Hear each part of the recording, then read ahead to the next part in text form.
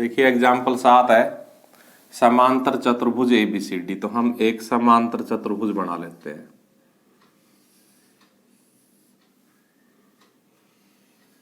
ये हमने समांतर चतुर्भुज बना दिया ABCD।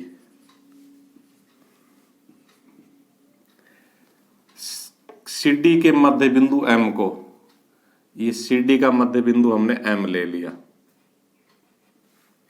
20 से मिलाने पर, ये देखो 20 से मिला दिया।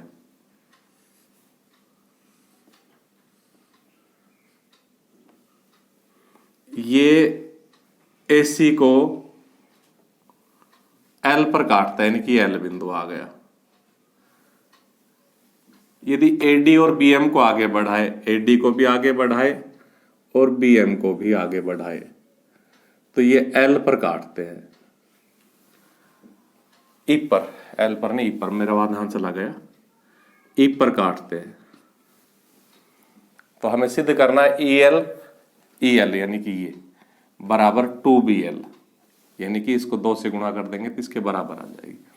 तो देखो ये सवाल इंपॉर्टेंट भी है और इसको थोड़ा सा ध्यान भी रखना पड़ेगा कि ये इस प्रकार से हल होगा।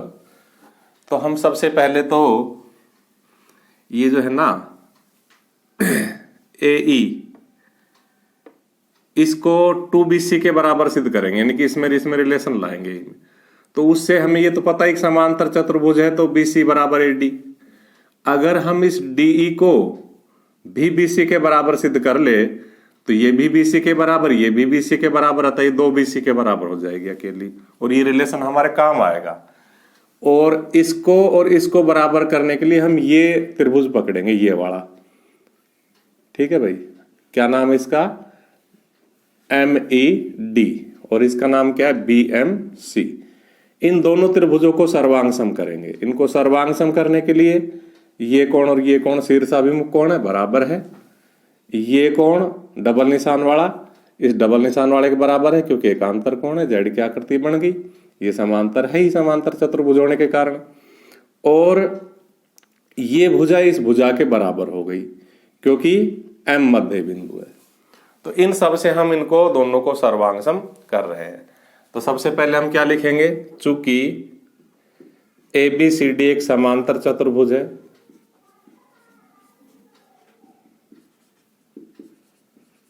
इसलिए AD बराबर BC, ये रिलेशन हमारे काम आएगा, नंबर 1। तथा BC समांतर AD, BC समांतर AD है।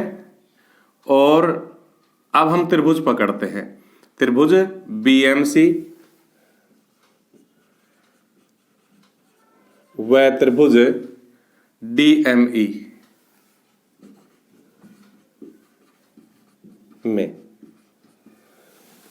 नंबर 1, कोण BMC बराबर कोण DME, एक शीर्षाभिमुख कोण।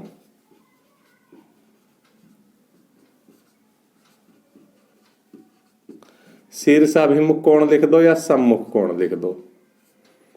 वैसे असली नाम तो शीर्षाभिमुख कोण ही होता है, पर इससे भी चल जाएगा।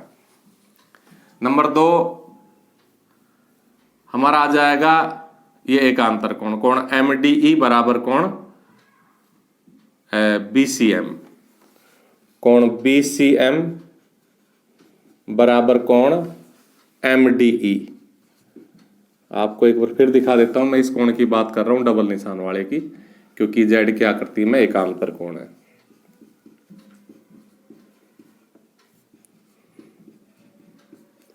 और DM बराबर CM,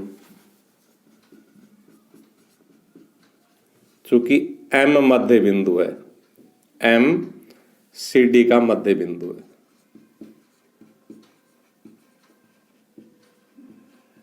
इस प्रकार से इन दो त्रिभुजों में दो संगत कोण समान है, एक भुजा समान है। अतः कौन से नियम से? जो कोण बराबर होते हैं ना, वो उसी भुजा पर बने हुए कोण हैं। तो इसलिए कौन सा नियम लग जाएगा? AS1 का नियम से।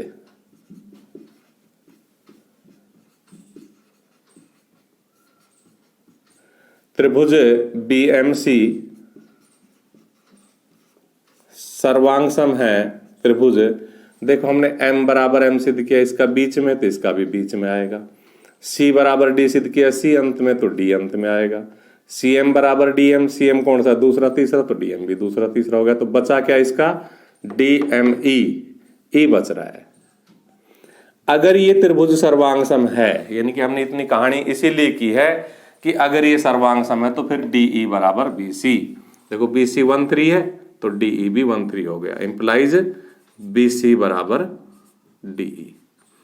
ये रिजल्ट हमारे काम आएगा। अब मैंने कहा था हम ये लिख के सिद्ध करके तैयार करके रख देंगे कि AD बराबर 2BC, तो अब हम लेते हैं AD, और AD के दो टुकड़े कर दिए, AD नहीं AE, AE को बराबर करना है तो AE के दो टुकड़े कर दिए, AD plus DE, AD plus DE। अब देखो AE बराबर AD का मान, AD का मान यहां से कितना आ जाएगा BC 1 से, और DE का मान BC कहां से 2 से। इस प्रकार से हमारी जो ये AD है AE, ये 2BC के बराबर सिद्ध हो गई, और ये रिजल्ट हमारे आगे भविष्य में काम आएगा। अब हम एक तो ये त्रिभुज AEL और एक ये त्रिभुज BLC, इन दोनों को समरूप करेंगे, और इनको समरूप करने से हमें रिजल्ट मिलेगा। तो देखिए एक तो ये एकांतर कोण हो गए, ऐसे जेड बन गए ना ये, तो ये कोण बराबर, और एक ही शीर्षाभिमुख कोण हो गए। तो कोण कोण समरूपता से त्रिभुज समरूप हो जाएंगे। तब हम इन त्रिभुजों को पकड़ रहे हैं, नीचे ढंग से दिखाना है।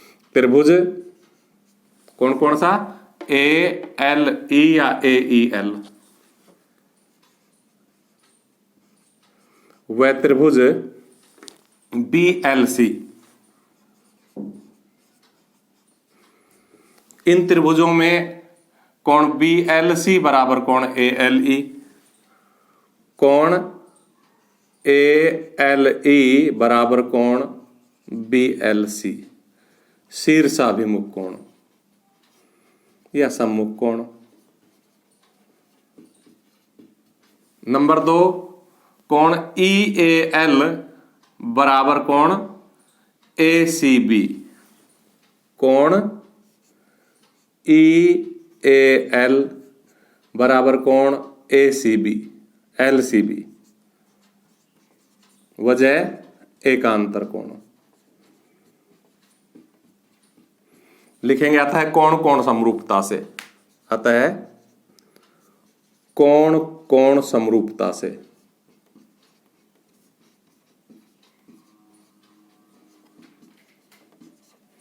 त्रिभुज AEL समरूप है त्रिभुज, देखो हमने L कोण के बराबर सिद्ध किया, इसमें L अंत में है तो इसमें भी L अंत में आएगा।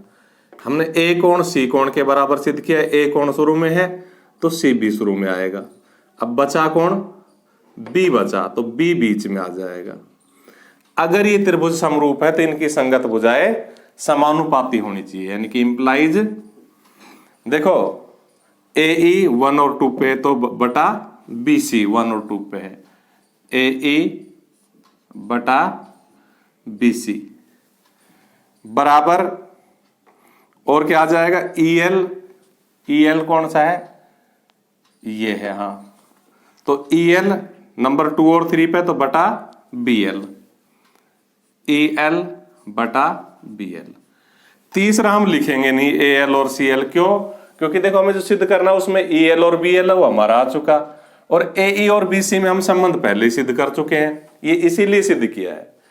ये इतना सवाल इसीलिए हुआ पड़ा है कि हमें AE की जगह 2BC रखना पड़ेगा यहां, इसीलिए इतना सवाल किया गया, नहीं तो इसकी कोई आवश्यकता नहीं थी। ये त्रिभुज समरूप क्यों किए गए हैं, क्योंकि हमें पता था एक जगह EL आएगा एक जगह BL आएगा, और वो हमें सिद्ध करने हैं, और इनका रिलेशन हमें पहले तैयार कर रखा है। तो देखिए अब मैं AE का मान 2BC रख रहा हूं 3 से, बटा है BC बराबर EL बटा BL। तो ये मान कहां से रखा मैंने, 3 से रखा, AE की जगह 2BC क्यों रखा? ताकि कट जाए। और अब हम क्रॉस गुणा करेंगे तो देखो EL एकम EL, क्योंकि यहाँ कट के एक है, तो EL बराबर ही 2BL, और यही हमें सिद्ध करना था। तो हमें स्टेप ध्यान रखने पड़ते हैं कि क्या हम क्यों कर रहे हैं।